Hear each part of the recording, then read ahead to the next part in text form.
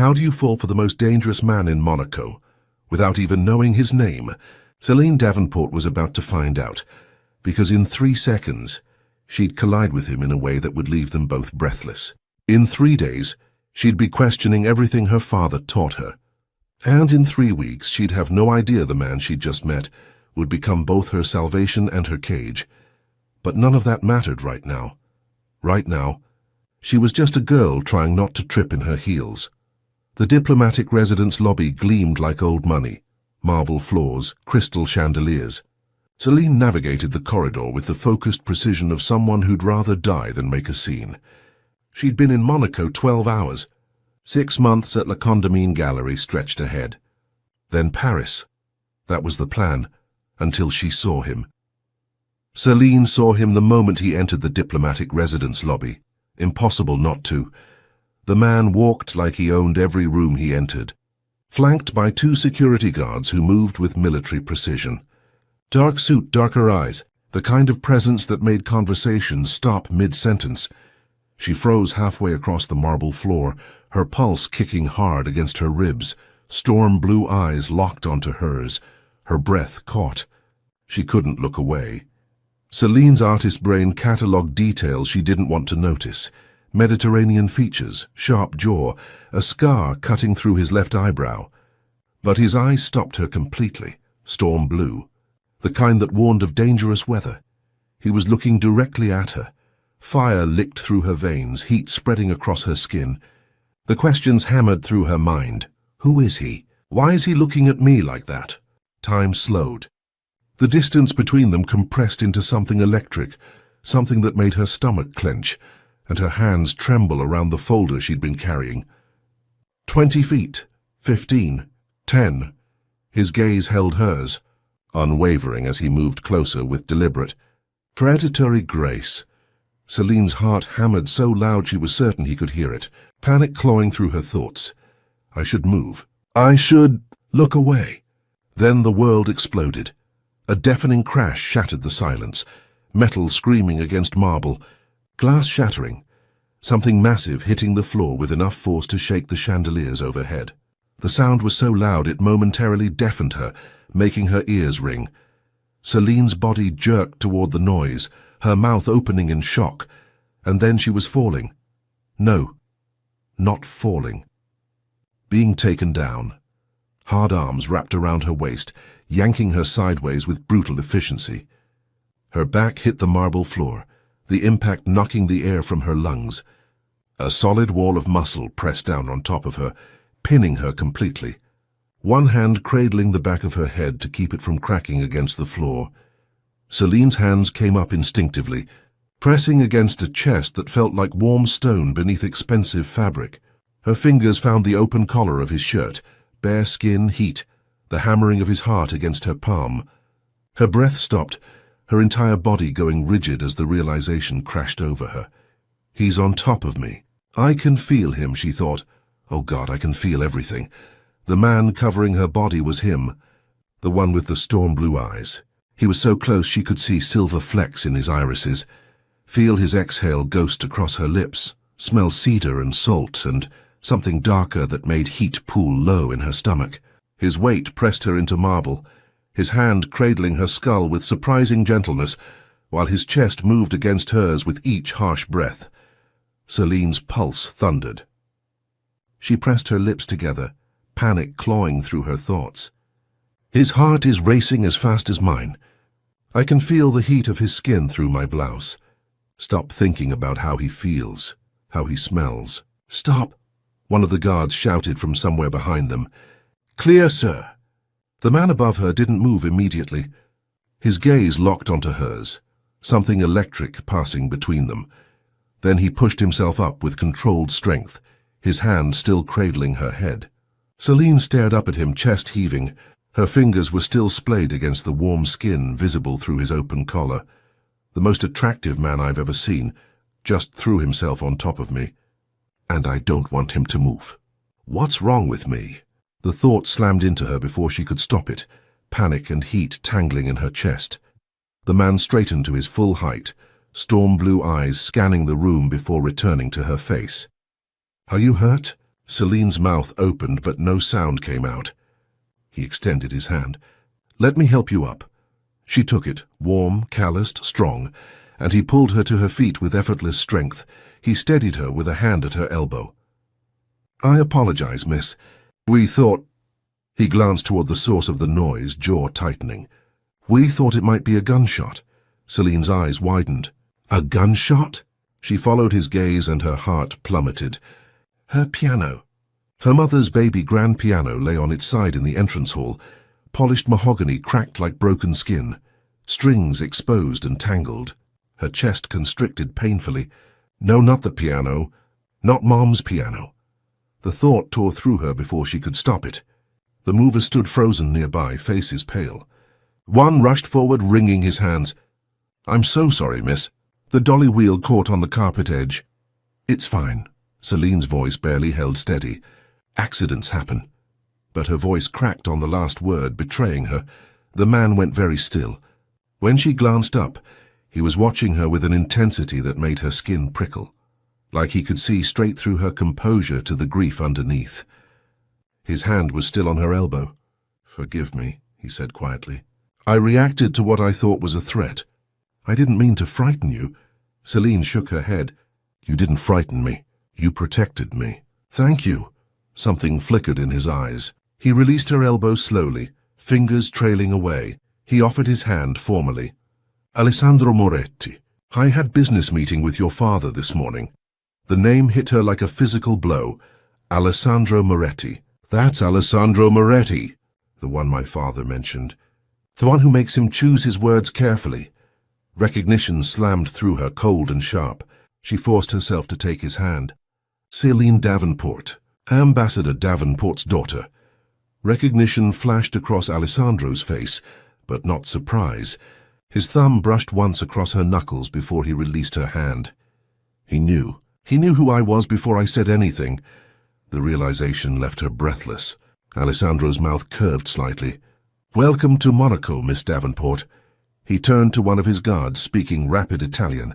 The guard nodded and pulled out his phone. Alessandro looked back at her, expression unreadable. "Again, my apologies for the dramatic introduction. I hope the rest of your day is less eventful." He inclined his head and walked away, security detail falling into step beside him. Celine stood in the middle of the lobby, heart racing, hands trembling, the ghost of his touch burning on her skin. "Stop it." He thought there was a gunshot. He was protecting me. It didn't mean anything, she thought, pressing her palm against her chest, trying to force the words to feel true. But even as she thought it, she knew it was a lie, and that was how it began. Celine didn't know it yet, but she just caught the attention of the most dangerous man in Monaco. And Alessandro Moretti didn't let go of things that interested him. Ever. The next morning, Celine woke to her phone buzzing insistently. A message from the residence security desk. "Delivery for Miss Davenport. Requires signature." She threw on a robe and made her way downstairs, half asleep, expecting documents. What she found in the lobby made her breath stop. A piano. Not just any piano. A Steinway Grand, black lacquer gleaming like liquid midnight, tied with a wide white silk ribbon. Perfect. Pristine. Breathtaking. Celine's hand flew to her mouth. This can't be real, she thought, shock rooting her in place. A small card rested on the keys, heavy cream paper with a weight that spoke of money and taste. Black ink, elegant script not printed, but written by hand in confident strokes, for the one that was lost, with sincere apologies for yesterday's disruption. And below, a signature in that same bold hand, Alessandro Moretti. Her fingers trembled as she picked up the card. He sent me a piano. A Steinway. Why would he? The questions spiraled before she could stop them. The residence manager appeared at her elbow, vibrating with excitement. "It arrived at 6 this morning, Miss Davenport. Mr. Moretti's people handled everything. Delivery, tuning, placement. You're to choose where you'd like it positioned permanently." Alessandro Moretti had been on top of her for 30 seconds, had spoken to her for less than 2 minutes. And he'd replaced her mother's piano with a Steinway. She ran her fingers over the polished keys. They responded with a clear, perfect note that echoed through the marble lobby, like a promise or a warning. Her phone buzzed, shattering the moment. A text from her father. "Celine, my office at 10 a.m. We need to discuss your encounter with Mr. Moretti yesterday." Celine's stomach dropped. He knows. Security cameras, witnesses, and now there's a Steinway in the lobby with Alessandro's name on it, she realized, panic flooding cold through her veins. What have I gotten myself into? She thought. She stared at the piano, at the card clutched in her hand. And in 2 hours her father would tell her exactly 3 things about Alessandro Moretti. 1. He owned half of Monaco's underground. 2. He didn't do favors without reason. 3. Stay away from him. But by then it would already be too late. Celine sat across from her father in his office, the Steinway's perfect note still echoing in her memory. Richard Davenport didn't waste time. "You heard what I said, Celine." His voice was measured, diplomat calm, but his jaw was tight. "Alessandro Moretti is a dangerous man. Stay away from him." He paused, holding her gaze. "In my profession, I have to work with all kinds of people. But you stay away from them." "Understood." Celine bit her lip. "Should I send the piano back?" Richard's expression shifted, frustration mixed with resignation. No, he could take offense. "We have to keep it, unfortunately." He leaned forward. "If he contacts you, don't respond." His voice dropped lower, something harder underneath. "Don't make me have to fix this, Celine." The warning landed heavy between them. "Dad, what are you talking about?" "I barely met him." Richard studied her with those sharp diplomat's eyes that missed nothing. "The Morettis have run Monaco for the Lombardi organization for 5 generations. Old money mixed with newer, less legitimate enterprises. Alessandro handles most operations now. Lombardi organization." The words clicked into place, cold and certain. Mafia, she realized, ice spreading through her veins. Celine heard herself ask, "What kind of operations?" Richard's tone went hard, the diplomat mask slipping. "The kind where people make decisions in rooms and others don't walk away. Do you understand me?" He held her gaze unblinking. Celine's mind flashed back to the encounter. The bodyguards, the controlled movements, the scar through his eyebrow. "A story written in violence. I work with him professionally. Can't avoid it in my position." Richard paused, the weight of his next words deliberate. "But working with him and letting my daughter anywhere near him are 2 very different things." Celine lifted her chin, something defiant flashing in her chest. "I'm not a child, Dad. I'm 23. I can handle myself." Richard's intensity bled through his control. "Can you? Can you handle a man who's been groomed since birth to take over his family's interests? Who's been in situations most people can't even imagine?" Nausea rolled through her stomach, but something else coiled underneath, something that felt dangerously close to fascination. They stared at each other across the desk, protection warring with independence. Finally, Richard sighed, exhaustion creeping into his features. "I'm just trying to keep you safe." "I know." Celine squeezed his hand. "I'll be careful. I promise." But as she said the words, Celine's mind drifted back to storm-blue eyes and calloused hands and the faint scent of cedar and danger. He's connected to the Mafia. He's dangerous. Everything I should stay away from, she thought. So why couldn't she stop thinking about him? 2 days later, Celine knelt on the gallery floor, cross-referencing inventory numbers with Friday's auction catalogue, learning the unglamorous side of junior curator work, memorizing which collectors preferred impressionists, which clients needed careful handling, the precise art of matching paintings to appetite. The gallery door opened, bells chiming, and when she glanced up, her breath stopped completely. Alessandro stood in the doorway in white linen that caught the sunlight perfectly, 2 bodyguards flanking him like shadows, and when their eyes met across 20 feet of polished floor, every warning her father had given came screaming back. She rose quickly and turned toward the far wall, focusing on the painting there with sudden, desperate intensity, a couple on opposite sides of a room, bodies angled toward each other but not touching, the space between them charged with everything unspoken.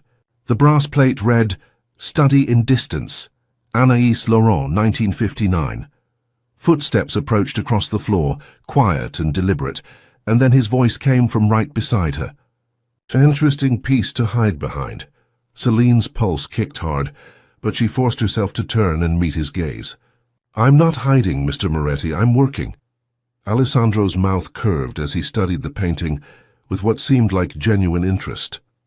Interesting choice. Most people think it's a love scene. Isn't it? She heard herself ask. He turned to face her, and suddenly the gallery felt too small, the air too warm. I don't think so. To me it looks like a woman deciding how close she'll let someone get. The metaphor landed with uncomfortable precision, making her throat tighten. Maybe she thinks the man is dangerous. Or maybe she's just measuring how much danger she can handle, Alessandro said, his gaze holding hers with an intensity that made heat pool low in her stomach. Celine took a small step back and gestured vaguely toward the office. We have exhibition preparations today. Visits are by appointment only. I know. Alessandro didn't move. I came anyway. Of course he did, she thought, frustration and something dangerous tangling in her chest. Why? His expression softened in a way that felt genuine, unguarded. I wanted to see you, to make sure you're all right. The honesty nearly undid her composure, making her wrap her arms around the catalogues she still held. I'm fine, thank you, and thank you for the piano, though it was too much, and my father said you might take offense if I refused. Alessandro smiled, something warm breaking through the controlled exterior. Your father knows me well, we have history, a friendship that goes back years. Celine found she couldn't look away from his eyes, and the confession escaped before she could stop it. My father told me to stay away from you. Alessandro took one step closer, his voice calm but his eyes contradicting every word. He might be right. But his gaze traced over her face, lingered on her lips, traveled down to where her pulse hammered visibly in her throat, then back up with an intensity that made breathing difficult. He stopped 3 feet away, close enough that she had to tilt her head back slightly. So when I want to buy paintings for my home, will you be the one helping me?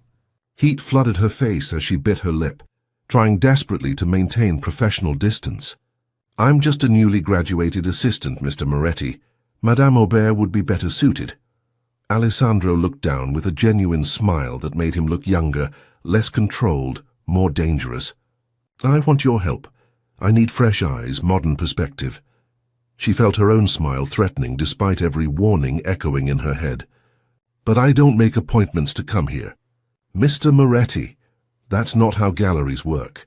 Then bring your catalogue to dinner and we'll discuss which pieces might suit my home, he said. The suggestion weighted with implications that had nothing to do with art. The laugh escaped breathless and reckless.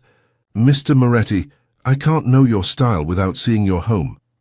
The words were out before she could think, before she could stop them, and immediate panic crashed through her. What are you doing? Your father was clear. This man is dangerous. Stay away, she thought, her heart hammering against her ribs. Alessandro's smile widened with triumph. Then I'm expecting you for dinner at my home. Everything in her wanted to say yes, his voice, his eyes, the magnetic pull that made staying away feel impossible, but she forced herself to bite her lip hard and shake her head. I'm sorry, Mr. Moretti. I can't come to your home. I think you should speak with Madame Aubert instead. She turned and walked toward the back office with measured steps that felt like retreat, her spine rigid and her shoulders tight. Don't look back, she commanded herself, even as heat spread across her neck and every nerve ending screamed to turn around. Alessandro stood motionless, watching Celine disappear through the back door, and the question turned over in his mind, like a puzzle he couldn't solve. What is it about this girl? She wasn't the most beautiful woman he'd ever seen. Wasn't sophisticated or worldly, or calculating like the women who usually crossed his path. Wasn't anything that should have held his interest for more than 5 minutes. But underneath that innocence he could feel something else, fire, strength, a stubborn defiance that refused to bend when powerful men gave orders. That's what draws you in, he realized with uncomfortable clarity. She's not afraid to say no, not afraid to walk away. In his world, people said yes, they bent, they accommodated, they feared. Celine Davenport had just looked him in the eye and walked away. He turned back to the painting, the couple forever frozen in their careful separation, neither willing to cross the space between them first, and his jaw tightened with something that felt dangerously close to frustrated respect.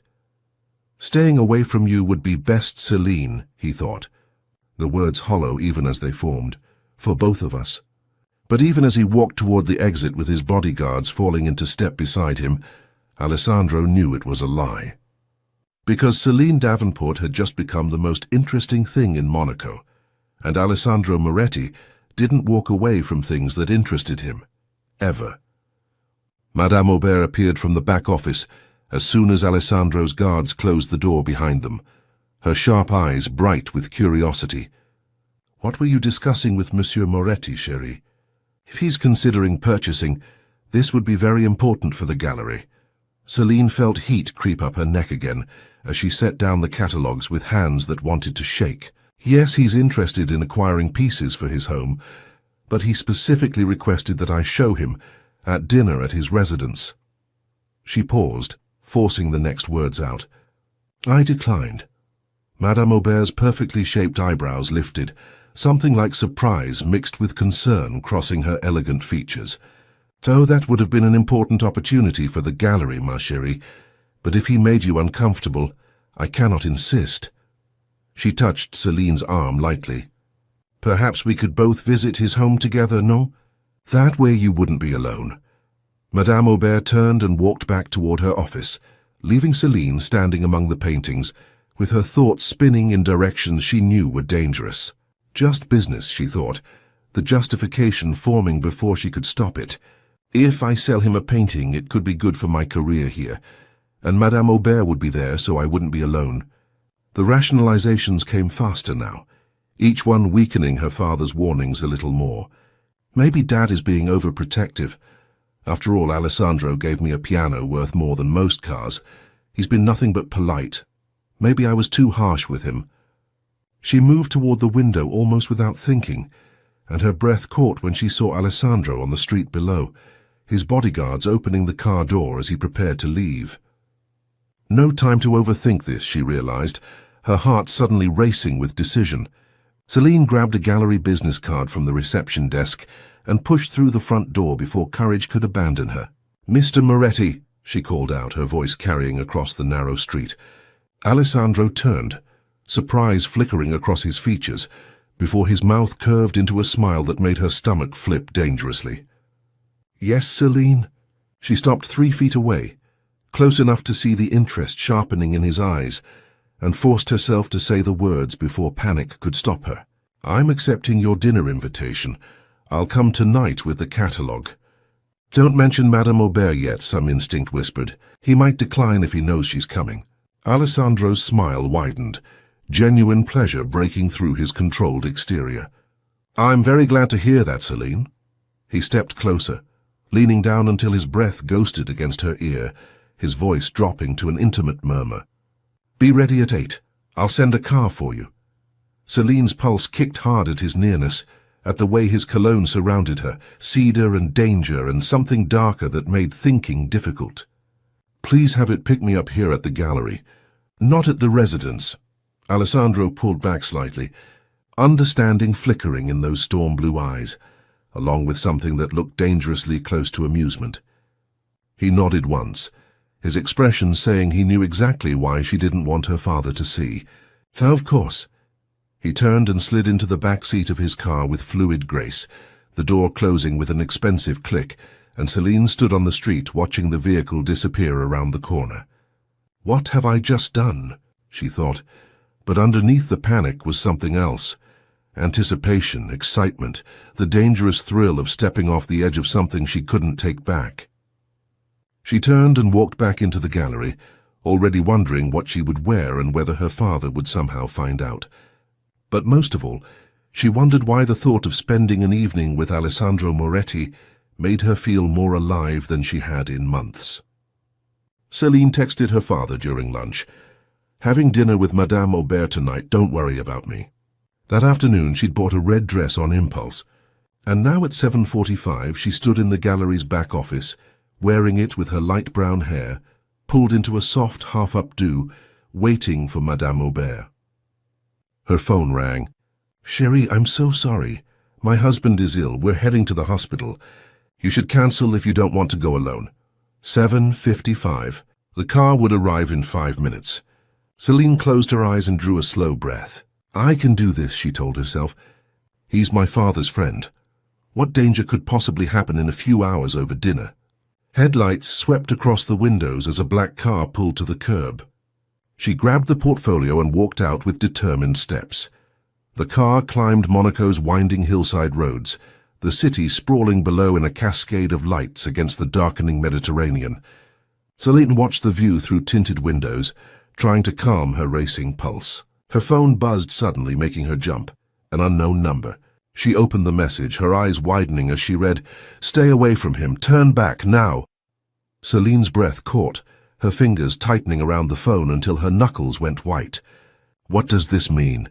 she thought, pulse hammering in her ears. "Who's sending these? And how do they know I'm in this car right now?" She looked up at the driver's silhouette, then out at the darkening streets climbing higher into the hills. Someone was watching every move she made. The car pulled through iron gates and climbed until Alessandro's villa appeared, perched above Monaco, like an eagle's nest. Celine followed a butler through massive wooden doors and stopped, surprised. The entrance hall was Victorian, all dark. Wood paneling and antique furniture that belonged in another century. Not the modern luxury she'd expected. "Signor Moretti is waiting upstairs, Signorina." She climbed the marble staircase, and the second floor opened into something completely different. Sophisticated modern design with floor-to-ceiling windows framing the Mediterranean. Paintings. Along the walls that made her heart skip. A long dining table positioned to face the view. Alessandro stood with his back to her, speaking rapid French into his phone. He turned, saw her, and ended the call mid-sentence. For several heartbeats he just looked at her, his gaze traveling down the red dress and back up, and then he crossed to pull out her chair. "You look beautiful," he said simply. She sat hyper-conscious of his nearness, and her eyes caught on the piano in the corner. "You play?" she heard herself ask. Alessandro settled across from her with fluid grace. "Sometimes. My mother's legacy, music was hers, business was my father's." Celine's breath caught in surprise. "Mine too. The piano you replaced was my mother's, the only thing I brought from Paris." Something passed between them, a recognition that made the air heavier. Celine opened her portfolio, desperate for professional ground. "I looked at your collection, and I think I know what pieces would complement." Alessandro raised his hand, eyebrow lifting with it, the scar cutting through it suddenly more prominent. "Business later. First, dinner and conversation." His gaze held hers with intensity that made her stomach clench. "I want to know you." Her voice came out smaller than intended. "Know me?" "Yes." He leaned back slightly. "Tell me about Celine Davenport." She laughed nervously, the words tumbling out. "You know my father, so you know most of it. Paris. Before Monaco. Art history at the Sorbonne, 6 months here, then back to Paris, that's everything." Alessandro rose and crossed to the bar cart with controlled movements, then leaned down until his mouth was close to her ear, his breath warm against her neck. "You're nervous. You don't need to be. Just be yourself." He straightened and returned to his seat as if he hadn't just made her pulse race, raising his wine glass without looking away from her. Silence settled heavy between them. Celine cleared her throat, grasping for safer conversation. "You said you and my father are friends. Did you work together?" Alessandro's mouth curved without humor, in a manner of speaking. More silence, weighted with things unsaid. "How old are you, Alessandro?" she asked, trying to make it sound casual even though she was very aware of the age gap. He didn't even pretend to dodge the question. 41, he said, mouth tipping in the faintest challenge. "Does that scare you?" She held his gaze, still smiling. "Not the number," she said softly. "The way you wear it." His smile deepened. "Good," he murmured, "because I'm not getting any younger." Celine bit her lip hard. 41. And he looks like that. I didn't think men that age could be this fit, this hot, she thought, heat spreading across her cheeks. Alessandro's eyes tracked the gesture, something predatory flickering in his gaze like he knew exactly what she was thinking. "And you?" he asked quietly. "How old are you, Celine?" Celine met his gaze directly, lifting her chin slightly. 23 in 2 months. Alessandro's expression didn't change, but something flickered in his eyes. Acknowledgement of the 18 years between them, calculation of what that meant. The silence stretched, weighted with implications neither seemed willing to address, until Celine pulled out her phone with fingers that trembled slightly. "I got a message in the car on the way here, from an unknown number. Someone knows my schedule, knows I'm here tonight." Alessandro's expression darkened, his jaw tightening in a way that made the air feel suddenly colder. "Show me." She turned the screen toward him and he read the message. Stay away from him, turn back now, with eyes that went cold and dangerous before he controlled the reaction. "Let me have your phone tracked," he said, his voice quiet but absolute. "I need to know who's behind this." Celine shook her head, pulling the phone back. "My father can handle it. You don't need to get involved." Alessandro leaned forward slightly, his gaze holding hers with intensity that made breathing difficult. "If you get another message like this, I want you to tell me immediately. Do you understand?" Before she could respond, her phone buzzed with a new text, another unknown number. "This is my personal line. Use it if you need me, Alessandro." Celine stared at the message, then looked up at him with wide eyes. "How did you know my number?" Alessandro's mouth curved into something that wasn't quite a smile, amused and mysterious, and he said nothing. Just reached for his wine glass as if he hadn't just demonstrated exactly how much access he had to information he shouldn't. When the staff quietly cleared their plates, Celine looked out at the view, Monaco spreading below them in cascading lights. "The view is incredible." Alessandro rose from his chair with fluid grace and extended his hand. "Come with me." His hand found the small of her back with gentle but possessive pressure, guiding her through glass doors onto a terrace that jutted out over the hillside, the Mediterranean breeze carrying salt and night-blooming jasmine. Alessandro moved to the railing, his profile sharp against the glittering cityscape. "My family has lived in this house for 200 years. We're Italian by blood, but Monaco raised me." He gestured toward the sprawl of wealth below. "This place is different, Celine. Glamour and darkness living side by side. Wealth and crime so tangled you can't separate them. And the only language everyone speaks is money." He pointed to a villa across the hillside. "That house there? That's where I took my first punch at 13. His hand shifted. "And that lit-up building on the right. That's where I got shot for the first time at 18.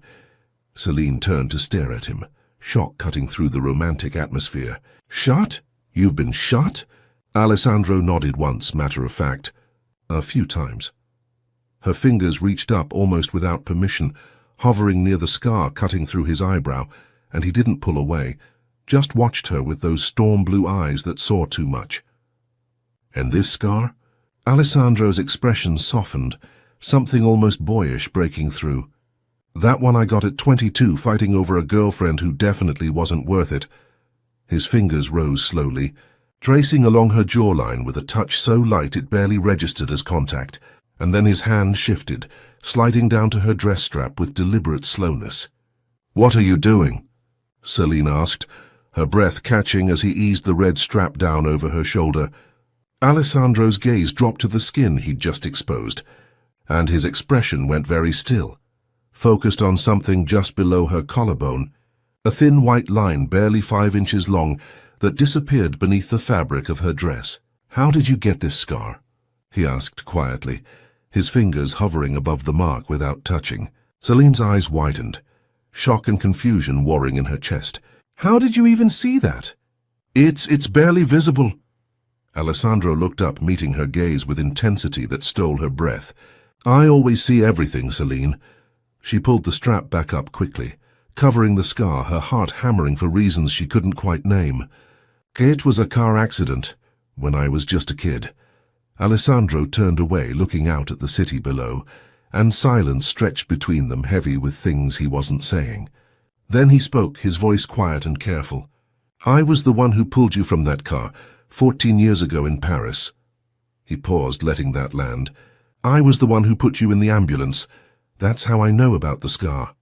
Celine's breath stopped completely, the world tilting sideways as his words rearranged everything she thought she knew. "You?" she whispered, her voice breaking on the single word. "But I don't remember." "You were injured and in shock," Alessandro said, still not looking at her. "You'd been taken, kidnapped from school by your father's driver, the man who was supposed to pick you up that day." He turned back to face her, his expression harder now, more controlled. "Your father came to my family for help, because involving the police would have put you in more danger. So we found you." Tears welled in Celine's eyes before she could stop them. 14 years of buried fear and fragmented memories, suddenly crashing back in pieces she'd spent years trying to forget. Alessandro stepped closer, his hand rising to brush against her hair with surprising gentleness. "You're a brave girl, Celine. Do you know how that car crashed?" He didn't wait for her answer. "You stabbed a pen into the driver's neck from the back seat. The man your father trusted to pick you up from school. The man who was actually working for a criminal organization, planning to use you for diplomatic blackmail." His voice dropped lower. "When I found the car, it had already crashed. I was the first one there." A tear escaped down Celine's cheek, and she couldn't stop it, couldn't control the emotion welling up from places she'd locked away. "I don't remember the details. I tried so hard not to remember." Her voice broke. She whispered almost to herself. "What happened to him? To the driver?" Alessandro pulled her into his arms, and Celine found herself pressed against his chest, feeling safer than she had any right to feel with a man she barely knew, a man her father had warned her about, a man who was dangerous in every way that mattered. His voice came quiet against her hair. "Don't worry about that. Everyone got what they deserved." Celine stood in his embrace, tears falling silently, as 14 years of questions suddenly had answers she'd never expected. As the man holding her became something more than attraction or danger, became the person who'd saved her life when she was 9 years old and terrified. And somewhere in the back of her mind, a voice whispered that this changed everything, that walking away from Alessandro Moretti had just become impossible, not just because of the desire she couldn't deny, but because of a debt she could never repay. Before she could think better of it, Celine rose onto her toes and kissed him, her fingers curling into the fabric of his shirt to pull herself closer. The kiss lasted only a heartbeat, soft, questioning, before she pulled back to read his reaction. Alessandro's hand came up to cup her face, his thumb brushing her cheek as he leaned in and returned the kiss with careful restraint. But then he stopped himself, breaking away even though his breathing had changed. "Celine!" His voice came out rough. "Are you sure about this? Because I know there's something here between us, I feel it too, but you need to understand I'm not safe for you." She lifted her chin and met his eyes. "Then why'd you invite me here tonight? This wasn't about the paintings, and we both know it." "No." Alessandro's thumb traced along her lower lip, the touch so light it barely registered. "It wasn't." He paused, and for a moment the control slipped enough for her to see what was underneath. "I'm just a man, Celine, and sometimes even when I know what's right and what's wrong, I can't make myself stop wanting something I shouldn't have." "Then don't," she whispered, and this time when she reached for him she didn't hold back. Alessandro didn't pull away. His hand slid into her hair and he kissed her like he'd been holding himself back for hours, his other hand finding the curve of her waist and pulling her against him until there was no space left between them. What started careful turned urgent fast, heat building until Celine forgot where she was, forgot every warning her father had given her, forgot everything except the way Alessandro's mouth felt on hers and the way his hands gripped her like he couldn't bear to let go. Her phone rang, cutting through the moment like a blade. Celine broke away gasping, her pulse racing and her lips already missing his. "I need to—" She fumbled for her phone with shaking hands. "I should check—" Her father's voice came through sharp and worried. "Celine, where are you?" "I'm sending the car." The words hit like cold water. She turned away from Alessandro, trying to get her breathing under control before she answered. "Dad, no, don't do that. I'm already heading back to the residence." She ended the call and found Alessandro watching her with an expression that managed to be both amused and concerned at the same time. He pulled her back into his arms, tucking her head under his chin. "Your father's worried. Can't really blame him for that." His voice dropped lower. "Let me drive you home." Celine shook her head against his chest. "Better if you don't. If he sees you, it'll only make things worse. I'll just grab a cab." Alessandro pulled back to look at her, one eyebrow raised. "I'm not putting you in a cab, Celine." "I don't want to let you out of my sight." They sat together in the back seat, while Alessandro's driver navigated Monaco's curves in silence, the privacy screen raised between them and the front.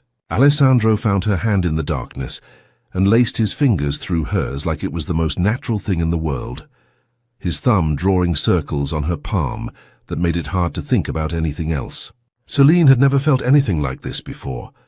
This pull that made logic and safety feel irrelevant, this need that made her chest ache when he was close and made breathing difficult when he wasn't. Everything had shifted tonight in ways she couldn't undo, even if she wanted to. All she wanted was to be back in his arms, and she didn't care what it cost her. The car slowed as they neared the diplomatic residence, reality closing in with every second. Alessandro lifted her hand and pressed a kiss to her knuckles that felt like both a promise and goodbye. "Text me when you're inside." Celine nodded, not trusting her voice. She stepped out onto the street, and the car pulled away. And she stood there watching his taillights disappear around the corner, with her hand still warm from his touch, and her heart already missing him.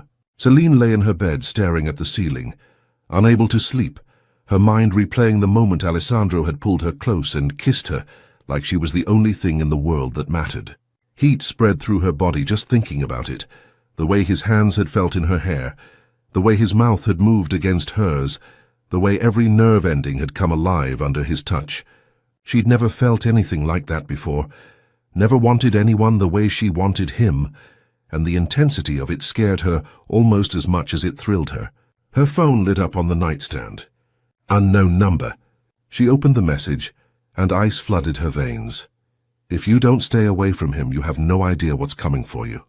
Celine's hands shook as she stared at the words, fear cutting through the warmth that had been pooling in her stomach just moments before. She didn't think, just opened her messages and forwarded the text to Alessandro with trembling fingers. Alessandro sat in the back seat of his car heading back toward the villa when his phone buzzed. He opened Celine's message, and his expression went dark, his jaw tightening as he read the threat that had just been sent to her. He hit a number on speed dial, his voice coming out cold and controlled when the line connected. "Elias, I need you to trace Celine Davenport's phone. I want to know who's been calling and texting her. And set up tracking. I need to know where she is at all times." He ended the call and stared out the window at Monaco's glittering streets passing by, his mind already running through scenarios and contingencies. He'd have to play this carefully. He didn't want to put Celine in more danger than she was already in, but there was no avoiding the fact that this road led straight to a confrontation with Richard Davenport eventually. And when that happened, everything would come out. The next morning, Celine found her father at the breakfast table, with dark circles under his eyes and a tension in his shoulders that hadn't been there yesterday. He looked up when she entered, and something in his expression made her pause halfway to her chair. "I need you to stay close to home for a while," Richard said without preamble, setting down his coffee cup with controlled precision. "Gallery to the residence, residence to the gallery, nowhere else." Celine felt unease prickle down her spine as she sat across from him. "Dad, is something wrong?" Richard rose from his chair and crossed to her, pressing a kiss to the top of her head with a gentleness that felt weighted with things he wasn't saying. "No, sweetheart, I just don't want you out of my sight right now." He left the dining room before she could ask anything else, and Celine sat alone with her cooling coffee, wondering what had put that look in her father's eyes. Alessandro stood on the deck of his luxury motor yacht anchored in Monaco's harbour, the morning sun catching on the water as he watched the coastline with eyes that saw more than most people ever would. The captain approached from the helm, and Alessandro spoke without turning. "I'll be bringing a guest aboard. I need you to disable all the radar and tracking systems before we leave port, Riccardo." "We can't be followed." "Si, signore." Alessandro's phone buzzed in his pocket, and when he saw the name on the screen, his jaw tightened. "Gianni Lombardi," he answered on the third ring, keeping his voice neutral. "Gianni!" His cousin's voice came through sharp and impatient. "You need to convince Richard Davenport to cooperate. Otherwise, we're going to have to play our last card." There was a pause, weighted with threat. "I'm sending people to pick up the girl." Alessandro's hand tightened on the railing, his mind already racing through scenarios and contingencies.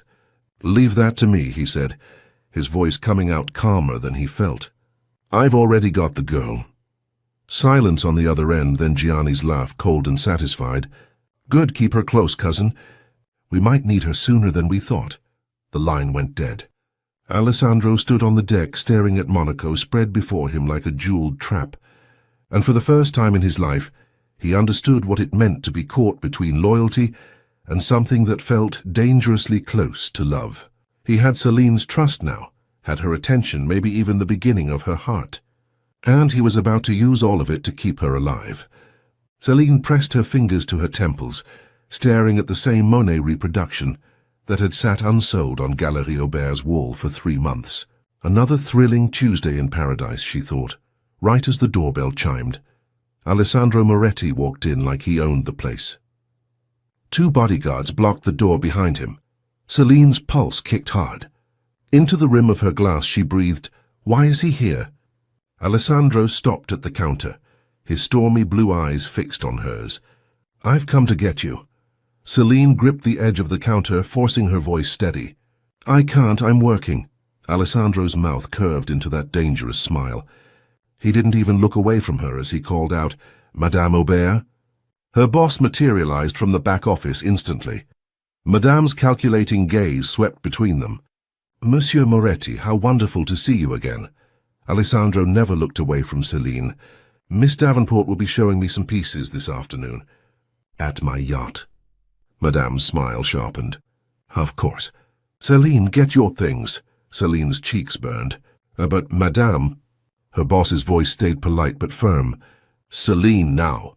The Bentley smelled like leather and danger. "You basically just kidnapped me," Celine said, pressing back against the door. Yet she couldn't stop letting her eyes drag over him, equal parts fury and unwilling admiration. "Seems that way," Alessandro said, his bitter smile not quite reaching his eyes. The marina appeared ahead. €1 million yachts lined the dock like toys. The car stopped at Port Hercules, Monaco's crown jewel of maritime excess. Super yachts lined the harbor like floating palaces, each one a monument to unimaginable wealth. Alessandro emerged first, then rounded the car to open her door himself, dismissing his men with a subtle gesture. Alessandro's hand found hers as they walked toward a sleek black yacht. His thumb brushed her knuckles. "Don't look so terrified." She placed her palm in his. His fingers closed around hers, warm, strong, inevitable. He drew up at a sleek black yacht, all blade and gloss. Diavolo 2 shimmered across the hull in silver. The gangway tipped into place. His hand found the small of her back, and they stepped aboard. The deck looked like a 5-star set piece. Champagne on ice, caviar tins gleaming, canapes laid out like art. Celine laughed, sharp and disbelieving. "So this is about paintings, huh?" Alessandro moved behind her, his presence a wall of heat at her back. His lips brushed her cheek, barely there, electric. "Today you're mine, Celine." The engines roared to life beneath their feet. Celine watched Monaco shrink in the distance, her champagne flute trembling. "What have I gotten myself into?" she thought, following the white wake the yacht carved across the water. She faced him, eyes bright, a playful tilt to her lips. "What is this really about, Alessandro?" Alessandro's expression darkened as his hand slid to her waist, drawing her a breath closer. "You'll know soon enough." The yacht picked up speed, heading toward open water, toward whatever Alessandro had planned, and Celine knew, with a shiver she couldn't name, that this trip might start something. Danger and desire braided so tightly, She couldn't tell which excited her more. They sat on the aft deck as the yacht cut through the Mediterranean, Monaco now just a distant shimmer on the horizon, and silence stretched between them, heavy with unspoken things. Alessandro poured champagne with controlled movements, but Celine noticed the tension in his shoulders, the way his jaw tightened when he thought she wasn't watching. "You're not going to tell me what's really happening, are you?" she asked quietly. He handed her the glass, his fingers brushing hers in a way that felt deliberate. "Not yet." Celine tipped her head, an incredulous, surprised smile touching her mouth as her brows lifted. "Why not?" Alessandro was quiet for a long moment, his gaze fixed on the endless blue ahead. That night 14 years ago, it was the first time I'd ever actually saved someone instead of destroying or controlling. He turned to face her, and something in his expression made her chest tighten. A 9-year-old girl looked at me like I was a hero, and something in me changed. I started questioning what kind of man I wanted to be. Celine's breath caught, her hand rising to touch his face without thinking. "Maybe that's what connects us. Not just coincidence, but something deeper." Her voice dropped to barely above a whisper. "From the moment I saw you in that lobby, I haven't been able to think about anything else. You make me feel scared and safe at the same time. Is that even possible?" Alessandro's hand covered hers, pressing it against his cheek with surprising gentleness. "With you, everything feels possible." His thumb traced along her jaw. "You terrify me because you make me want to be the man you think I am, and I'm not sure I know how." Her heart hammered as her fingers trembled, moving to trace his lips with hesitant touch. "Then maybe we're both terrified." Alessandro's control shattered. His hand slid into her hair and he pulled her to him, kissing her with a passion that made thinking impossible, his other hand gripping her waist as he drew her closer across the small space between them. What started as her tentative touch became something consuming, heat building until Celine forgot where they were. Forgot everything except his mouth on hers, and the way his hands held her like she was something precious and necessary all at once. When they finally broke apart, both gasping, Alessandro's forehead pressed against hers, his breathing as ragged as her own. "Stay with me tonight, just tonight. Let me have you in my world." Celine's hands trembled where they gripped his shirt, fear and desire tangling until she couldn't separate one from the other. "But my father—" "I'll handle him," Alessandro said, his thumb brushing across her swollen lips. "Please, Celine." His phone rang, sharp and insistent, shattering the moment like breaking glass. Alessandro's expression went dark as he glanced at the screen, his jaw tightening in a way that made something cold settle in her stomach. He declined without hesitation and tossed the phone onto the table, his attention returning to her like nothing else existed. Where were we? But Celine had seen his face, had seen something cold and dangerous flicker through his eyes before he'd controlled it, had seen the name on the screen for just a second, Gianni. "Who was that?" she asked quietly, her voice steadier than she felt. Alessandro's hand found hers, lacing their fingers together with possessive certainty. "Someone who doesn't matter right now." He lifted her hand to his lips, pressing a kiss to her knuckles. "The only person who matters is you." It should have reassured her. Instead, it made her wonder what he wasn't telling her, and whether trusting him with her heart also meant trusting him with her life. Alessandro stood, his hand trailing down her arm. "Give me 5 minutes, I need to change and make a call." He disappeared into the yacht's interior, leaving Celine alone on the deck with champagne and the endless Mediterranean stretching in every direction. She sat in the silence, the yacht's engines a low hum beneath her feet, and something nagged at the edges of her mind. For a vessel this size, this expensive, there should be staff, stewards, deckhands, someone serving drinks and clearing plates. But she'd seen no one except the captain at the helm when they'd boarded, and even he'd disappeared once they'd left port. The yacht felt too empty, too quiet. Unease prickled down her spine. Celine rose and moved toward the interior, her heels silent on the polished deck. The main cabin was elegant, all dark wood and soft lighting, but still deserted. She moved down a corridor lined with closed doors, following the sound of movement from somewhere ahead. A door stood ajar at the end of the hall, and through it she could see Alessandro with his back to her, shirtless, reaching for a fresh shirt from what looked like a walk-in closet. She stopped in the doorway, breath catching. His back was a map of lean muscle and control, shoulders moving with fluid grace, and she couldn't look away. Couldn't stop her eyes from tracing the lines of his body with a hunger that should have embarrassed her, but didn't. Alessandro turned and caught her staring. For a moment, neither of them moved, the air between them charged with everything unspoken. Celine didn't say anything, didn't trust her voice, just crossed the space between them with steps that felt braver than she actually felt. Alessandro's hands found her waist immediately, pulling her against him with a hunger that made her knees weak. He whispered to her ear, "Celine." She silenced him with her mouth, and whatever hesitation had been holding him back dissolved as his hands slid up her back, finding the zipper of her dress. They moved toward the bed in a tangle of desperate touches and breathless kisses, Alessandro lowering her onto the soft sheets with a control that was rapidly fraying at the edges. His mouth traveled down her neck, his hands exploring with a reverence that made her arch into his touch, and Celine forgot every warning her father had given her, forgot everything except the way Alessandro made her feel, wanted, desired, like she was the only thing in the world that mattered. But then Alessandro stopped. He pulled back, breathing hard, his forehead resting against hers as he fought for control. "We have to stop." Celine's hands fisted in his hair, her body still humming with need. "I don't want to stop." "I have to," Alessandro said, his voice strained, and he pulled away completely, sitting up on the edge of the bed with his back to her. "God, Celine, I'm barely holding on here, and I need to—" "You don't want me," she whispered, hurt cutting through the desire. Alessandro turned to look at her, and what she saw in his eyes stole her breath, raw want mixed with something that looked like pain. "No, I'm trying very hard not to want you as much as I do right now, because if I don't stop, I won't be able to." He reached out and pulled her into his arms, holding her against his chest.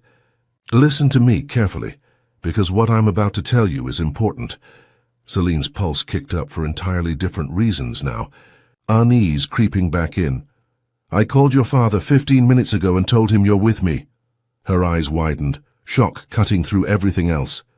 "You did what? Why would you do that?" Alessandro's arms tightened around her, his voice dropping to something harder, more serious. "Because I had to. Because right now, Celine, I'm taking you away from Monaco." He paused, letting that land. "You're in danger." Celine's body went rigid in his arms, every muscle tensing as his words registered. "Danger? What are you talking about?"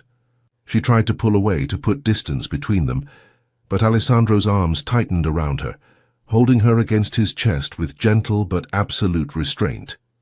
"Let me go." "No." His voice came quiet but firm against her ear. "Listen to me first, then decide if you want to run." Celine's heart hammered, panic and confusion warring with the warmth of his body still pressed against hers, with the way his hands held her like she was something precious he couldn't bear to release. "So you called my father, you told him I'm with you." "I had to." Alessandro's arms remained locked around her, one hand splayed across her stomach, the other across her ribs, keeping her anchored to him. "Because the people who want information from your father, the people who want to hurt you to get it, they're my family, Celine." The words landed like ice water, shock cutting through everything else. She tried again to pull away, to turn and face him, but he held her still, his mouth close to her ear. "But I will never let that happen," he continued, his voice dropping lower, more intense. "I will never let them touch you." "What did you tell my father?" Her voice came out shakier than she wanted, fear bleeding through despite her attempt at control. "That I'm protecting you. That I have a plan." His lips brushed against her temple, soft and reassuring even as his arms remained steel bands around her. "That he needs to trust me." Celine's thoughts raced, trying to piece together what he was telling her through the haze of shock. "What about my father? Are they going to hurt him? And you—" Her voice cracked. "Who's going to protect you from your own family?" Alessandro shifted behind her, pulling her back more firmly against his chest, and pressed a kiss to the curve of her neck, tender despite the tension radiating through his body. "I have a plan, Celine." Another kiss, this one lingering at her pulse point. "But I need you to be part of it willingly." He paused, his breath warm against her skin. "And if you won't, I'll still do what I have to do to keep you safe." Celine finally managed to turn in his arms, meeting his eyes with confusion, and dawning understanding mixing in equal measure. "You're saying I don't have a choice." "You have a choice." Alessandro's hand came up to cup her face, his thumb brushing her cheekbone. "Trust me and let me protect you, or fight me while I protect you anyway." His eyes held hers with devastating honesty. "But either way, Celine, you're not going back to Monaco until this is over." Tears spilled down Celine's cheeks before she could stop them, hot and unbidden, her voice breaking on the words. "So, all of it was a lie? Everything you said, everything you made me feel?" Alessandro turned her in his arms, forcing her to face him, and Celine trembled, caught between the reality of her nakedness in his embrace and the devastating realization that the man she'd fallen for was holding her captive. His hand rose to cup her face, thumb brushing away tears with surprising gentleness, his eyes holding hers with an intensity that made breathing difficult. "Does this feel like I don't feel anything for you?" Her lips trembled, words dying before they could form. Alessandro kissed her, deep, desperate, consuming, pouring everything he couldn't say into the press of his mouth against hers until she forgot how to think, forgot everything except the way he made her feel even now, even knowing what he was. When he pulled back, they were both breathing hard, his forehead resting against hers, and Celine forced the question past the tightness in her throat. "What do they want from my father?" Alessandro's jaw tightened, his hand still cradling her face. "Information that keeps the Lombardi and Moretti families standing. Details you don't need to know." His thumb traced her cheekbone with aching slowness. "But I won't let them use you as leverage to get it. That's all you need to understand." Panic clawed up Celine's throat, her breath coming faster as the implications crashed over her. "If I'm not the leverage, then how will they get what they want from him?" Alessandro's silence was answer enough, and her eyes widened with dawning horror, her fingers digging into his shoulders. "They're going to hurt him, aren't they?" Alessandro pulled her closer, his arms tightening around her shaking body, his voice dropping to something calmer, more controlled. "I'm trying to make sure that doesn't happen. I need you to calm down and trust me." He paused, his breath warm against her temple. "But there will be sacrifices, things you're better off not knowing." Celine's entire body trembled with fear she couldn't control, her voice coming out sharper than intended. "Where are you taking?" "Me?"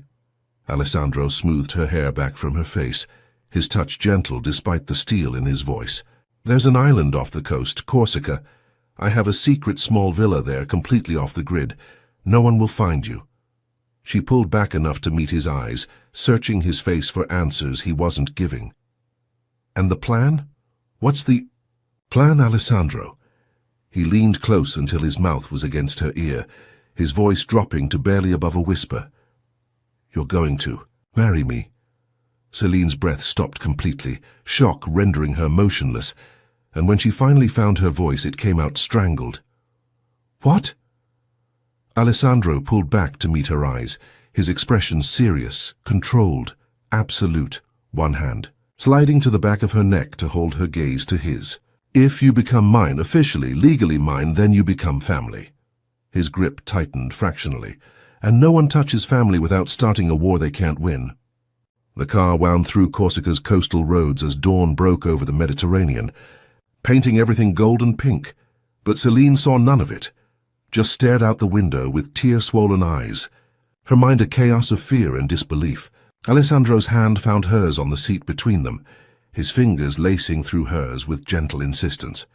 She didn't pull away, didn't respond, just let her hand lie limp in his. His phone rang, the screen lighting up with a name that made Celine's stomach clench. Gianni.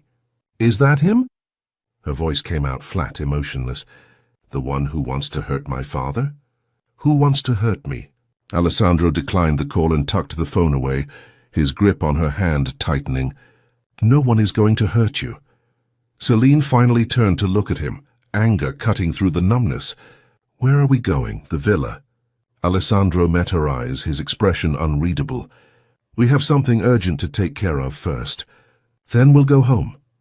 The car stopped in front of a municipal building, pale stone and morning light, and Alessandro came around to open her door, offering his hand. Celine stared at the building's entrance, at the official seal above the door, and understanding crashed over her like cold water. We're doing it now? Right now. Alessandro's voice came quiet, but firm as he helped her from the car. It needs to be immediate. She pulled back slightly, panic rising. But my documents, my passport, I have everything.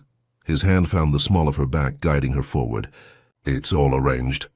The ceremony took 15 minutes, a sparse office, an official who asked no questions, papers signed with hands that shook, and then they were walking back into the sunlight as husband and wife. Celine jerked her hand away when Alessandro reached for it, her voice sharp with hurt she couldn't control. This is just a formality, just paperwork to keep me safe. Tears burned behind her eyes. I always wanted to marry for love. This means nothing to me. Alessandro caught her wrist, stopping her in the middle of the street, and pulled her back to face him. I'm sorry it had to be this way. His other hand rose to cup her face, his thumb brushing her cheekbone. But even if circumstances were different, having you as my wife would still be the best thing that's ever happened to me. Don't forget that. The villa sat on a gentle slope overlooking the sea, modest compared to Alessandro's Monaco estate, all white stone and terracotta, with a small pool catching the afternoon light.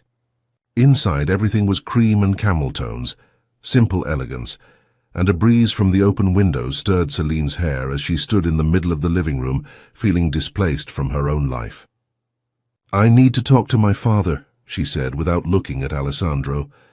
His voice came from behind her, careful and controlled.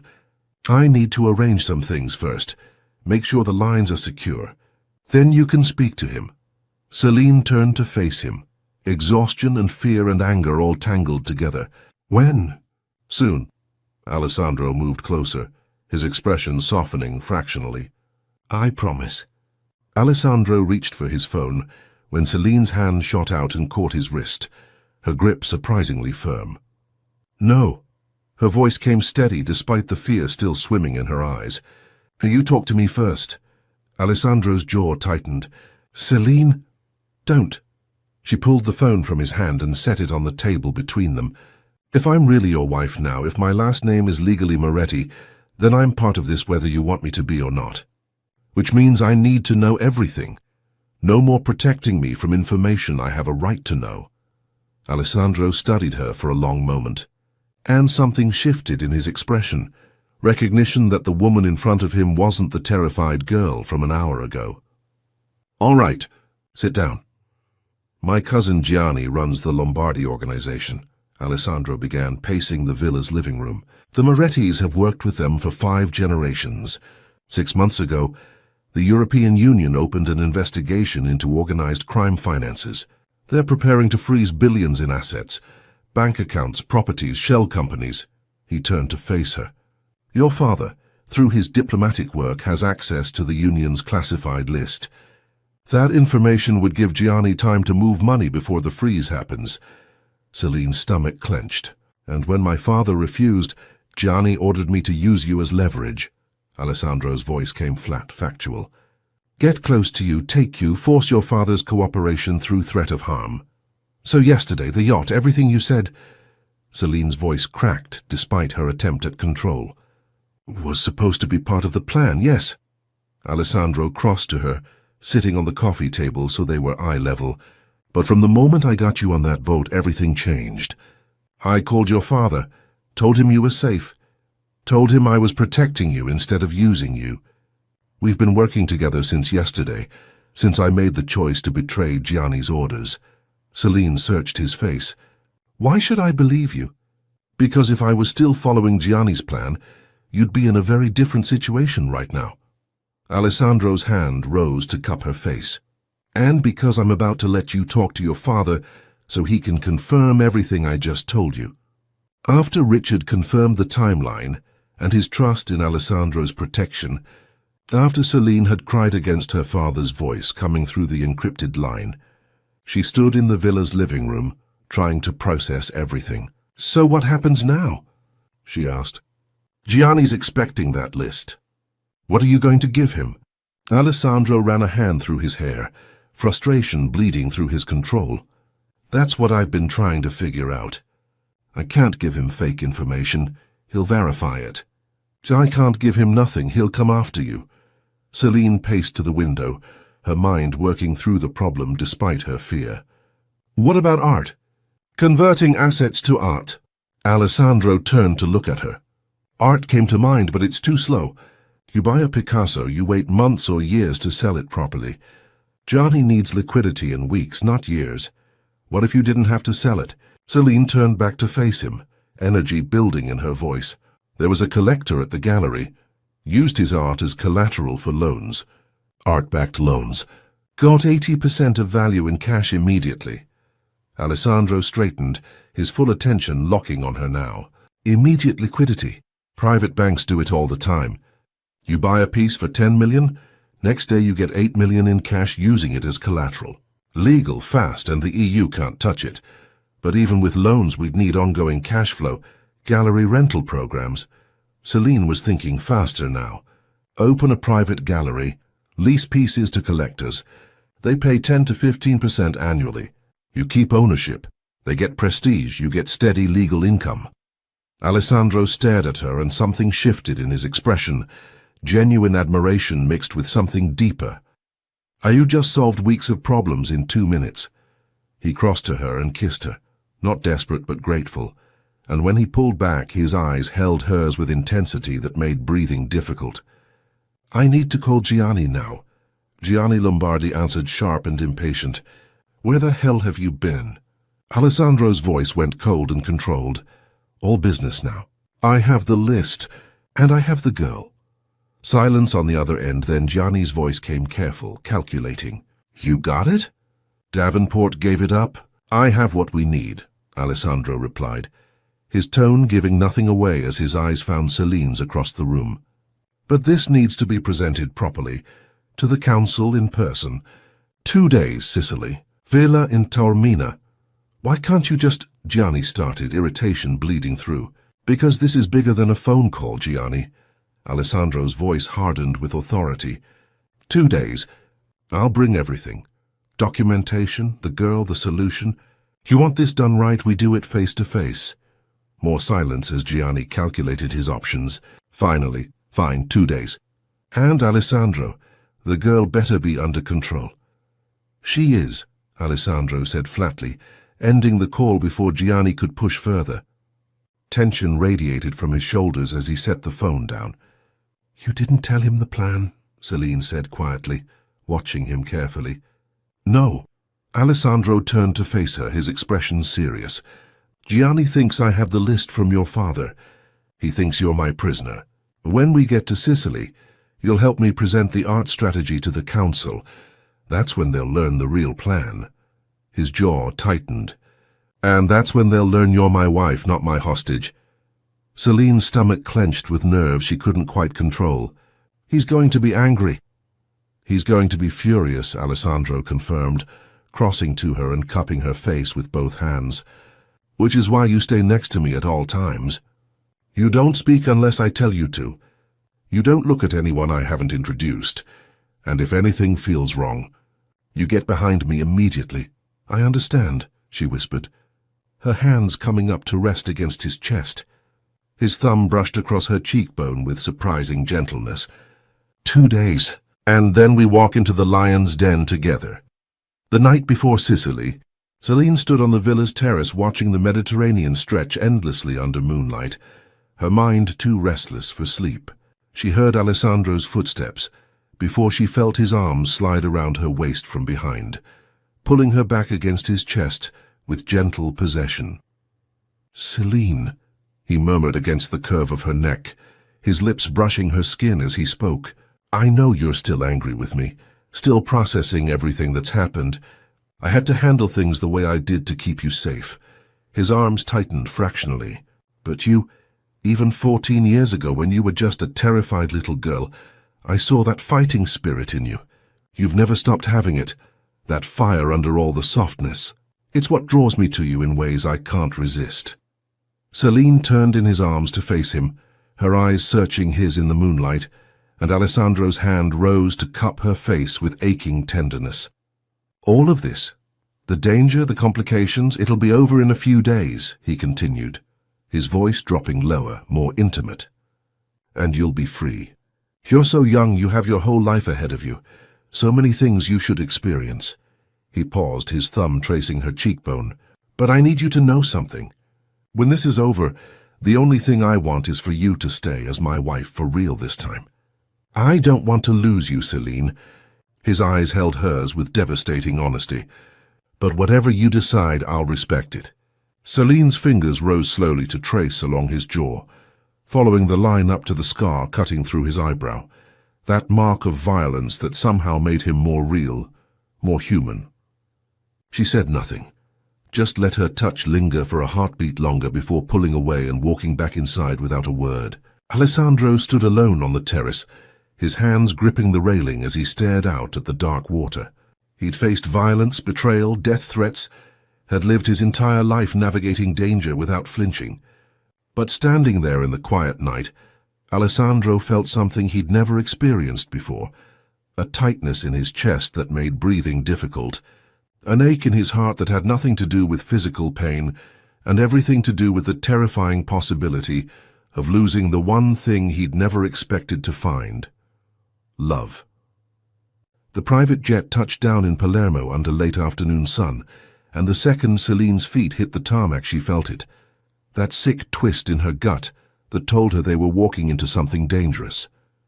A black Mercedes sat waiting on the runway, engine running, and Alessandro caught her hand before they reached it, pulling her around to face him. "Remember what we talked about?" His voice came quiet but absolute. "Stay close, keep your hand in mine. Don't say a word until I tell you it's safe." His fingers tightened around hers. "Trust me, as long as I'm next to you, nobody touches you." "Got it?" His thumb brushed her knuckles once. "You're my wife now. They'll treat you the way they treat me." Celine managed a nod, her throat too tight for words. The Mercedes pulled away from the airport with them in the back seat, Alessandro's hand still wrapped around hers, like he had no intention of letting go. And Celine stared at their joined fingers, trying to make sense of everything spinning through her head. 2 weeks ago she'd been a curator worried about gallery shows and her father's warnings.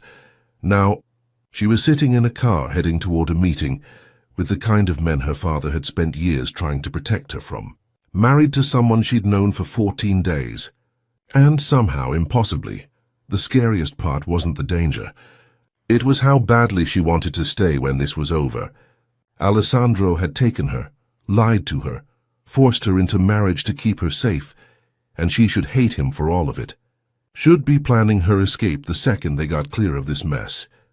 Instead, she kept thinking about his hands in her hair, his voice saying he didn't want to lose her, the way he looked at her like she was worth burning his whole world down for. Walking away was going to destroy her, and the worst part? She wasn't sure she wanted to walk away at all. The car wound up a hillside road lined with cypress trees, and as they rounded the final curve, a villa appeared that looked more like a castle. Ancient stone walls rising against the Sicilian sky, terraced gardens cascading down the hillside, hand-armed men stationed at every visible entrance. Alessandro's hand tightened around Celine's as the Mercedes pulled through iron gates that had probably stood for centuries. "Ready?" His voice came quiet, meant only for her. Celine's heart hammered, but she lifted her chin. "No, but let's do it anyway." Something flickered across Alessandro's expression, pride mixed with concern, and he brought her hand to his lips briefly, before the car stopped. The moment they stepped out, Alessandro's eyes found hers, and whatever he saw there made him pause. Celine stood in her white dress, with her light brown hair catching the late afternoon light. and those green eyes that had stopped him cold 2 weeks ago, now filled with a courage that stole his breath all over again. She was terrified. He could feel it in the way her fingers trembled in his, but she was facing it head-on anyway. "You're breathtaking," he murmured, too low for anyone else to hear. Armed guards flanked the entrance, each one nodding respectfully as Alessandro approached. "Signor Moretti." But their eyes tracked immediately to Celine with undisguised curiosity. This woman Alessandro Moretti had brought into the heart of family business, this stranger holding his hand like she belonged there. They climbed stone stairs to the villa's main floor, Alessandro's hand never leaving hers, and when they entered the great hall, Celine's breath caught despite herself. 20 men, maybe more, filled the space, some standing in clusters talking in low voices, the others seated around a massive table that dominated the center of the room. Lombardis and Morettis mixed together in expensive suits that didn't quite hide the violence beneath. 2 men broke away immediately when they spotted Alessandro, pulling him into embraces that spoke of genuine affection. "Alessandro, Christ, how long has it been since we saw you here?" The older of the 2 clapped him on the shoulder. Then his eyes dropped to Celine with open interest. Every conversation in the room had died. Every eye had turned to stare at the woman standing beside Alessandro Moretti, with her hand clasped in his. At the head of the long table, Gianni Lombardi sat watching them, with eyes gone cold and calculating. He was late 40s, handsome in a brutal sort of way, and the arrogance in his expression made Celine's stomach clench with instinctive wariness. "Alessandro," Gianni's voice cut through the silence like a blade. "Did you bring a woman here?" He stood slowly, his gaze moving from Celine's face down to their joined hands and back up again, his eyes narrowing with suspicion. "Is that Celine Davenport?" His head tilted slightly, predatory. "What game are you playing, cousin?" Alessandro stood perfectly still, his posture radiating control, but Celine felt his grip on her hand tighten protectively. "I'd like to introduce everyone to my wife," he said, his voice carrying clearly through the silent room. "Celine Moretti."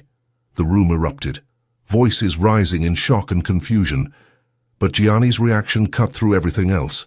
He moved toward them with fury radiating from every line of his body, and Celine's breath stopped in her throat as this dangerous man closed the distance between them. An older man stepped into Gianni's path, one hand raised in a gesture that commanded immediate attention. "If Alessandro brought her here like this, he has an explanation." His voice carried absolute authority despite his age. "Let him speak." Alessandro's shoulders relaxed fractionally as he inclined his head with clear respect. "Uncle." The old man nodded once, then gestured for Alessandro to continue. "I solved our problem," Alessandro said, his voice steady and controlled as his eyes swept the room. "But the most important part, my wife solved it. Where's the list, Alessandro?" Gianni's voice came harsh with barely controlled rage, his hands clenched into fists at his sides. "And why the hell did you marry this girl? You think a piece of paper protects her from me?" Alessandro's expression went cold as stone, and when he spoke, his voice dropped to something deadly quiet. "She's a Moretti now, Gianni. You can't touch her, not without going through me first." The Moretti men in the room shifted immediately, moving subtly to position themselves closer to Alessandro, and the air went electric with threat. Gianni's face flushed dark with anger. "You think enough?" The old man's voice cracked like a whip. "Everyone will sit down and listen." His eyes found Celine, and something in his expression softened fractionally. "To Celine Moretti." Alessandro's hand squeezed hers once, reassurance and encouragement wrapped together, and when Celine looked up at him, he gave her the smallest nod. Time to show them what she was made of. Celine straightened her spine, lifted her chin, and when she spoke, her voice came out strong and steady. No shake, no hesitation. "I'm Celine Moretti." Her eyes swept the room, meeting the skeptical stares head-on. "Everyone needs to listen up, because this plan doesn't just protect your money, but it makes you more." When she finished, the room went dead silent. Nobody moved. Nobody spoke.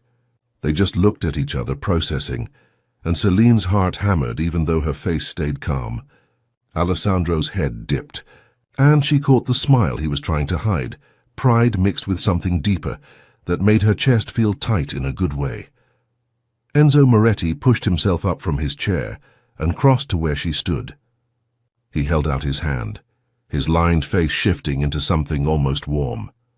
"Welcome to the family, Celine Moretti." His grip was surprisingly strong.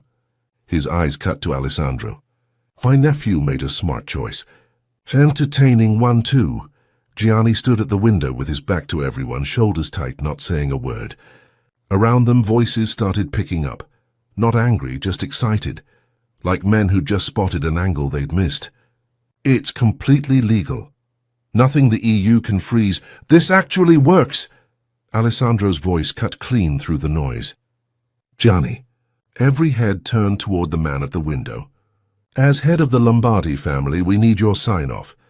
Alessandro's tone stayed level, controlled. "Give us your answer and let me walk out of here."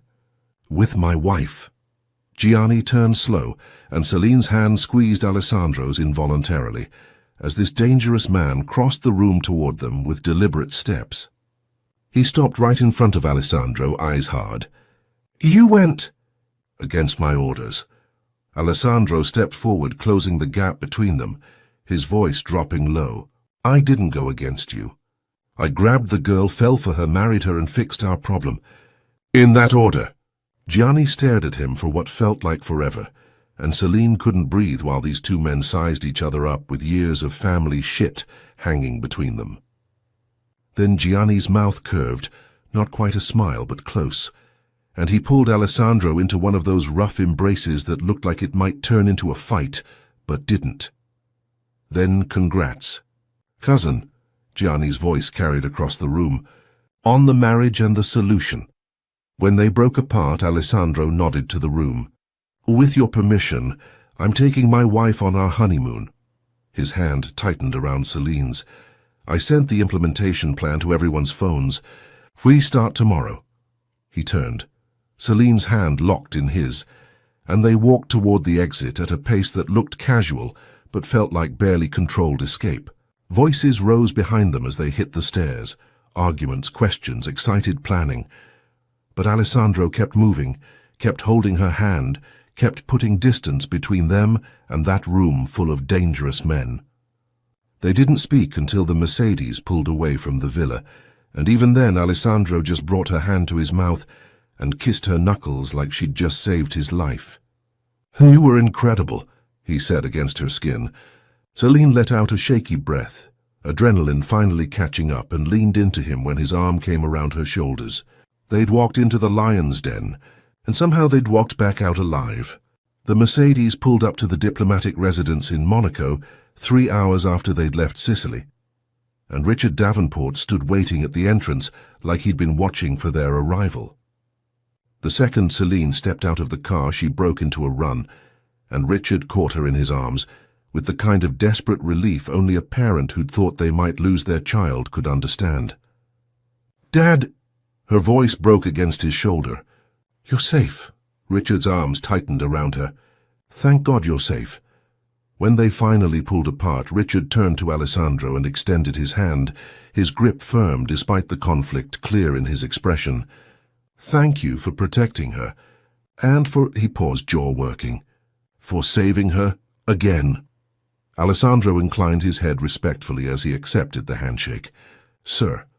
Richard's hand dropped, and his face hardened into something that looked more like the diplomat Celine knew, controlled, strategic, already calculating his next move.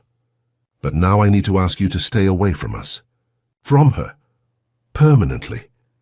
Celine's throat went tight, her eyes darting between her father and Alessandro, and she felt Alessandro's jaw clench, even though he didn't move. "Richard," Alessandro said quietly, his voice carrying weight despite the calm delivery. "That's not really possible, because Celine and I are married." Richard's expression went blank with shock. "You did what?" "Dad." Celine stepped forward, her hand finding Alessandro's. "It was necessary, part of the plan to keep us both safe." "Then get it annulled." Richard's voice came sharp, brooking no argument. "Immediately." Alessandro cleared his throat, and something in the sound made both of them look at him. That's not possible either, not yet. For her safety, for the appearance that keeps threats away, Celine needs to stay my wife. At least for now. He paused, his hand tightening around Celine's. She's part of the family now. Leaving isn't as simple as signing papers. But when the time comes, his voice roughened slightly, if she wants a divorce, she can have one. Richard's face flushed with anger barely held in check. How dare you put my daughter in this position, Alessandro? Trap her in a marriage she didn't choose. Dad. Celine cut him off, her voice firm in a way that made both men stop and look at her. I love him. The words fell into silence like stones into still water. Richard stared at her like she'd just announced she was moving to Mars. Celine, you saw his world. You were kidnapped, forced into marriage. This man is dangerous. You can't possibly think I'm going to stand by and let... I'm not asking for permission, Celine said, and her voice stayed steady, even though her heart was racing. I'm making a choice. She took a breath, meeting her father's eyes directly. You're dangerous too, Dad. You've spent my whole life trying to protect me because your work makes you a target. I've lived with threats and security, and the knowledge that people might use me to get to you. Her hand squeezed Alessandro's. I'm safe with Alessandro, and I want to be with him. Richard swallowed hard, pain flickering across his face before he controlled it. What do I need to do to stop you? Celine pulled away from Alessandro and crossed to her father, wrapping her arms around him with the same desperate affection she'd had as a little girl. Just trust me, Dad. Let me make my own mistakes if that's what this is. When she stepped back, she reached for Alessandro's hand again, lacing their fingers together with deliberate certainty. Richard looked at their joined hands, then up at his daughter's face, and something in his expression cracked. Are you leaving with him? Right now? Celine smiled, turning to look at Alessandro with something soft and real in her eyes that made his breath catch. No, Dad. First he has to propose to me properly. Then he has to ask you for my hand. And then we need to have an actual wedding. Her smile widened. After all that, then I'll leave with him. Alessandro stared at her and something lit up behind his eyes. Surprise mixed with hope, mixed with the kind of happiness he'd forgotten he could feel. He nodded once, slow and deliberate. Then be ready at 8 tonight. I'm taking you to dinner. Richard made a sound somewhere between frustration and resignation, but when Celine looked back at him, she saw the smallest hint of acceptance beginning to break through the anger. 8 o'clock, Alessandro repeated, his eyes never leaving Celine's face. And wear something beautiful, because I'm going to do this right. The restaurant sat on Monaco's cliffside, with floor-to-ceiling windows overlooking the Mediterranean at sunset, and Alessandro couldn't take his eyes off Celine. She wore champagne silk with a deep slit that caught the light every time she moved. Her dark hair swept up to show her neck, and when she crossed her legs with easy confidence and lifted her champagne glass, Alessandro forgot what he'd been about to say. Alessandro. Celine's eyes sparkled with sudden curiosity. I just thought of something. Who was sending me those threatening messages? A small smile tugged at Alessandro's mouth as he set down his own glass. The number was from a burner phone, Celine, but when we traced it properly, it came from inside the diplomatic residence. Her eyes went wide. My father sent them? Alessandro shrugged, the gesture casual. Or someone on his security team. Makes sense they'd want to keep you away from me. I can't believe, Celine started, but Alessandro reached across the table and caught her hand. Let's leave all that behind us, he said quietly, his thumb brushing across her knuckles. We're starting something new now, a real life together. And making you happy is going to be the most important thing I do, Celine. He stood, and before she could ask what he was doing, Alessandro dropped to one knee beside the table. The restaurant went quiet around them, other diners noticing, whispers starting, but Alessandro only saw Celine's face as he pulled a small velvet box from his jacket pocket. Will you marry me? His voice came steady despite the way his heart was hammering. For real this time. Not because we have to, but because I can't imagine my life without you in it. Celine's smile broke across her face like sunrise, and she leaned down to kiss him before he could open the box. Yes. Alessandro stood and pulled her into his arms, and when he spoke again, his voice dropped low enough that only she could hear. "We'll do this however you want, whatever pace you need, whatever you're comfortable with. Just tell me what you want from me." Celine rose on her toes, her mouth close to his ear, and whispered something that made Alessandro pull back to look at her with surprise, mixing with heat in his eyes. "There's nothing more attractive than a woman who knows what she wants," he said, his voice rough with desire and admiration tangled together.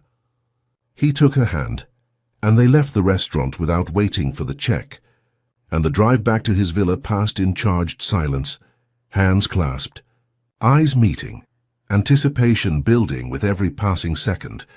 When they reached the entrance, Alessandro lifted Celine into his arms and carried her up the stairs, and she laughed against his neck at the old-fashioned gesture that somehow felt exactly right. He set her down in his bedroom, the lights of Monaco spreading below them through the windows, and when he reached for the buttons of his shirt, Celine watched him with eyes that held desire and trust in equal measure. "You're mine now, Celine," Alessandro said quietly as he moved toward her, his hands finding her waist, his forehead resting against hers. "If you'll have me." "I already said yes," she whispered back and pulled him down to her. Paris in autumn looked like a postcard. Golden leaves drifting down the Marais streets, the kind of crisp air that made everything feel possible. Celine stood in the doorway of Gallery Moretti, watching afternoon light paint her collection, and for the first time in her life, everything felt normal. No threats, no kidnappings, no councils deciding her fate. Just her gallery, her art, and the life she'd chosen.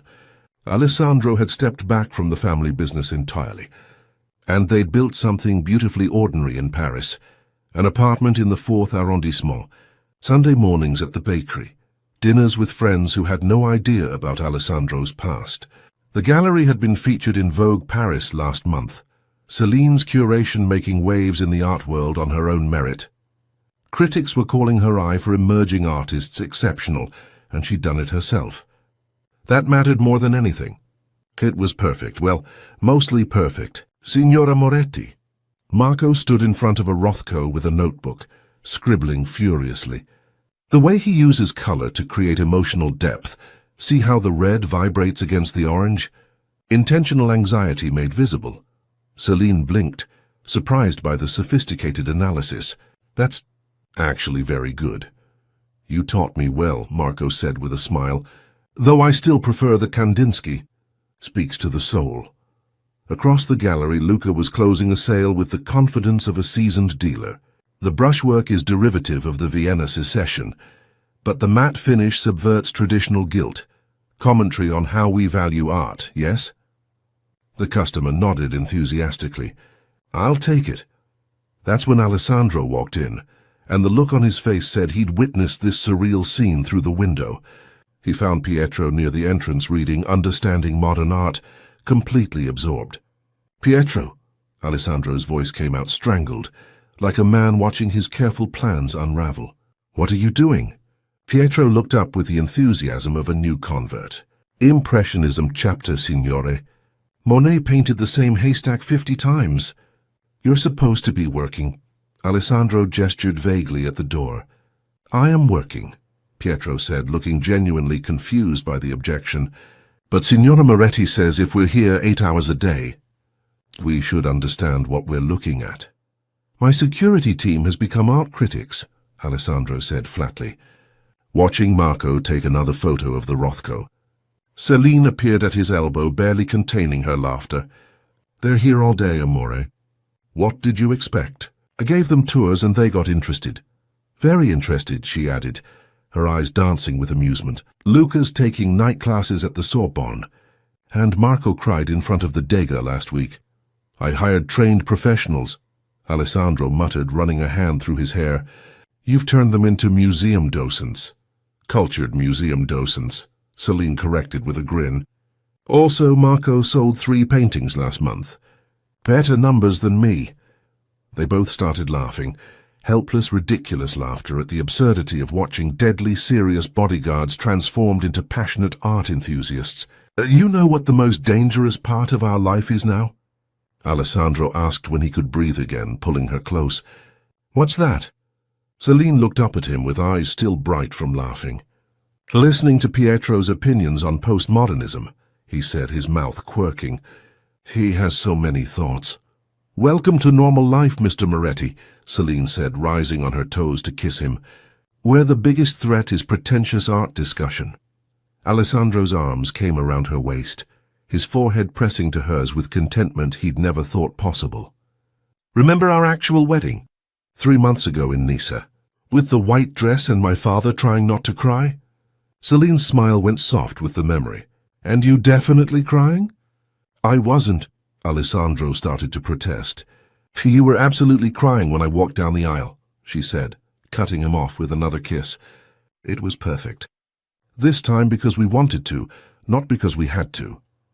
"Best decision I ever made," Alessandro murmured against her mouth, his voice rough with emotion. "Both times, I love you," Celine whispered, her hands framing his face. Alessandro's response came quiet but absolute, his eyes holding hers. "I love you too." From across the gallery a voice called out, "Signora, can you explain the Matisse provenance?" Celine squeezed Alessandro's hand once before heading over, and Alessandro watched her go. This woman who'd turned his world upside down and chosen him anyway. They'd left the violence behind, left the danger and the weight of everything his family had been, and ended up in Paris, where their security team had become art critics, and the most dangerous thing in their lives was running out of champagne at exhibition openings. It was perfect. It was absurd. It was theirs. Pietro appeared at his elbow, book still clutched in one hand. "Signore, I have a question about neo-expressionism." "Later, Pietro," Alessandro said, not unkindly. He stood watching his wife light up, while explaining provenance to eager collectors, and thought that normal life was exactly as wonderful as Celine had promised. Even if it came with security guards who could write dissertations on Kandinsky. "Thank you for staying with me through Celine and Alessandro's journey. Now I want to ask you something real. If you had to choose between the life everyone expected you to live and the person who made you feel truly alive, even if it meant walking into danger, even if it meant becoming someone you never planned to be, which would you choose? And here's the harder question. 10 years from now, which choice would haunt you more, the leap you took or the one you were too afraid to take? Tell me honestly in the comments. I want to know what you'd do. And if this story made you feel something, fear, hope, that ache in your chest when love gets complicated, hit that like button and subscribe. Stories like this only happen when you're here with me.